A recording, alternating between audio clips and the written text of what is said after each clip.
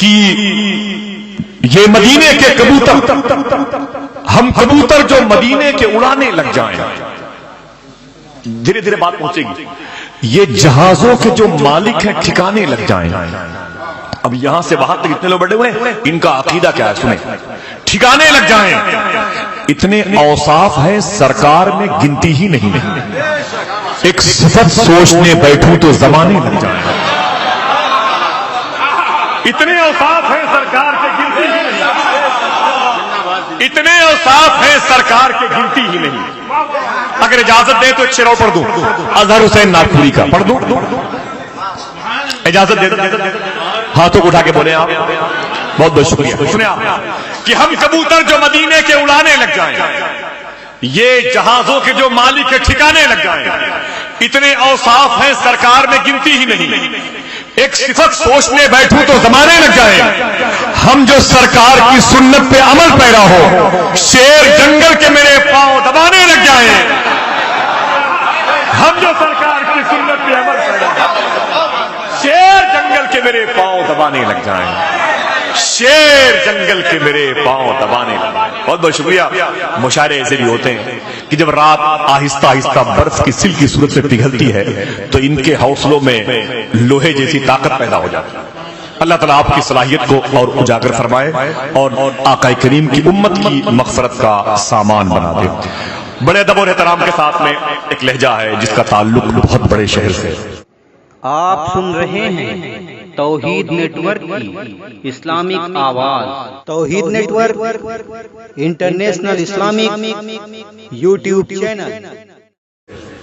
وہ شہر جسے کانپور کہتے ہیں، پتہ نہیں کس جھونکے میں ثقلین حیدر نے اس شہر کے بارے میں کہا تھا یہ اردو ادب کا لدھیانہ ہے۔ سمجھ رہے ہیں آپ؟ 30 سال پہلے کہا تھا اس نے۔ سنتے رہیے، محظوظ ہوتے رہیے گا، اردو ادب کا لدھیانہ ہے کانپور۔ آج اللہ کا شکر ہے کہ پورے ملک میں قریب قریب بہت مضبوط نعتیہ شاعری اگر کسی شہر میں زیادہ ہوتی ہے تو وہ شہر کانپور ہے۔ حق بنارسی کا شہر، نشور واحدی کا، ثنا نظامی کا یہ شہر ہے، افسر ناروی کا، اس وقت کے سب سے عظیم شاعر میں سے جناب یاور وارسی کا شہر ہے، سبحان اللہ، جس نے عصر کی نماز کے بعد ڈوبتے ہوئے سورج کو دیکھ کے اس نے ایک شعر کہا تھا جو پوری دنیا میں پڑھا گیا ہے۔ اس نے شعر کہا تھا کہ در رسول پہ شاید یہ شام کا سورج گلاب بھر کے لیے جا رہا ہو تھالی میں۔ اسی شہر کا ایک لہجہ جناب محترم سیف رضا کانپوری آپ کے حوالے۔ تنم فرسودہ جا پارا زی ہجرہ یا رسول اللہ، دلم پزمردہ آوارا زی سیاں یا رسول اللہ، چون سوئے من گزر آری من مسکی زنا داری، فدائے نقش نالینت کنم جا یا رسول اللہ۔ السلام علیکم ورحمۃ اللہ تعالی وبرکاتہ۔ سب لوگ مل کر باغ بلند درود شریف پڑھیں۔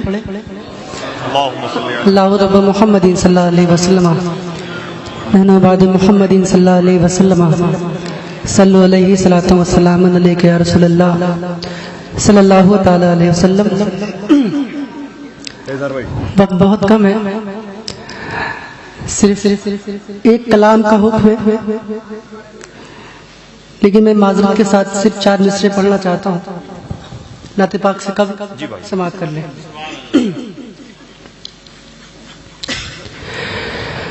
ہر درد کی ہے غم کی دوا سب کو ملے گی،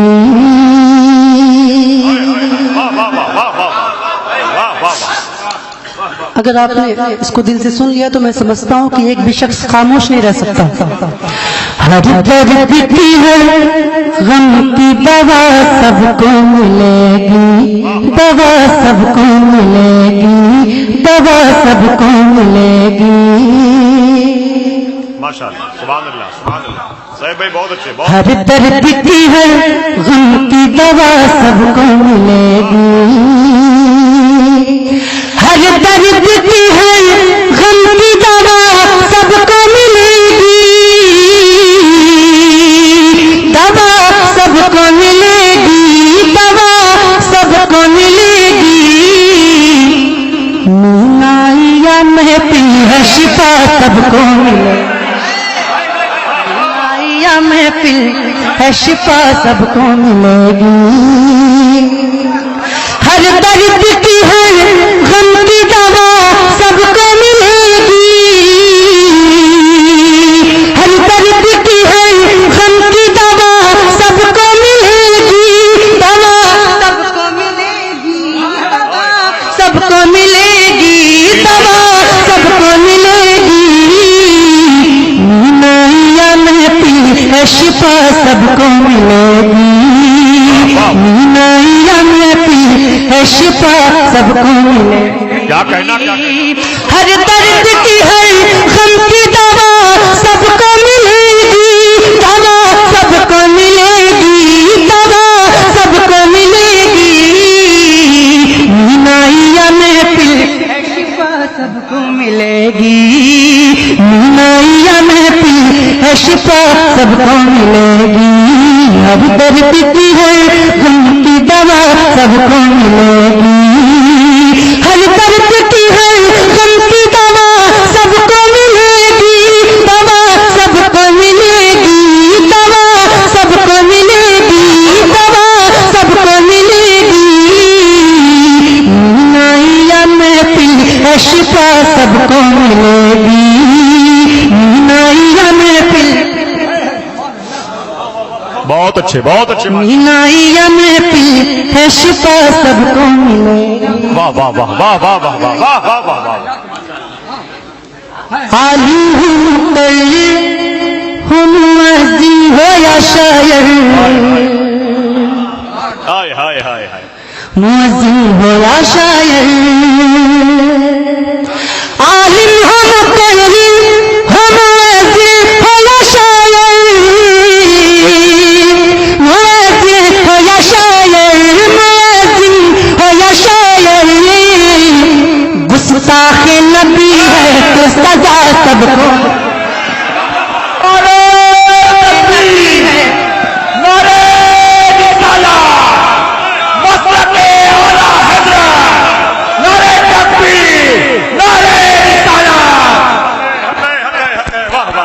عالم ہو مقرر ہو مؤذن ہو یا شاعر،